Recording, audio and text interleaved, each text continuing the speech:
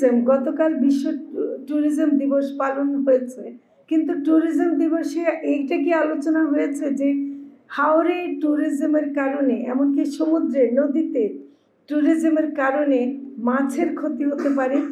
আমরা পরিবেশের কথা বলি কিন্তু মাছের ক্ষতির কথা বলি না।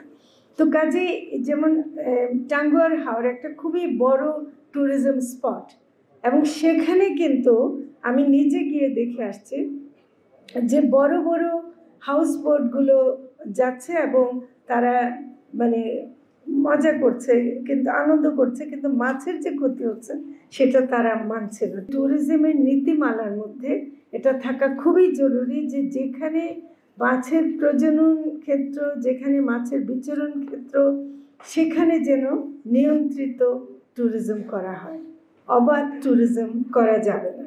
ময়মনসিংহ বিএফআর এর কাছ থেকে অনেকগুলো টেকনোলজি তারা পাচ্ছে, তো সেটা খুব ভালো কথা। আমি ময়মনসিংহকে মানে জানাই, অভিনন্দন জানাই।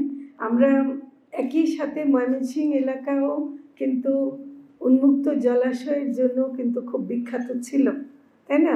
আমরা ছিল বলতে হয় কেন? আমরা এটা এখনো আমরা চেষ্টা করলে রক্ষা করতে পারি। মাছের খাদ্যের যে উপাদানগুলো আছে সেটা যদি বাংলাদেশে উৎপাদিত উপাদান থেকে করতে পারে তাহলে কিন্তু এটা কমবে এবং ধরে রাখা যাবে। এটা আরও ব্যাপকভাবে বাড়াতে হবে, অনেককে এগিয়ে আসতে হবে। এই ব্যাপারে একটু ইনভেস্টমেন্ট লাগবে, বিনিয়োগ লাগবে। সেটা হলে যদি আমরা সরবরাহ বাড়াতে পারি অবশ্যই দাম কমবে। সরকারের দিক থেকে পূর্ণ প্রস্তুতি আছে এবং প্রধান উপদেষ্টা যে ঘোষণা দিয়েছেন সেই অনুযায়ী নির্বাচন হবে। মনে করি যে সরকারের কাজ হলো নির্বাচন দেয়া, সরকারের অঙ্গীকার ছিল নির্বাচন দেয়া, ফলে সরকার যে ঘোষণাটা রাজনৈতিক দলগুলোই চেয়েছিল সেই অনুযায়ী ঘোষণাও দিয়েছে। ফলে এর বাইরে কারা কি বলছে সেটা নিয়ে আমরা কোনো মন্তব্য করব না।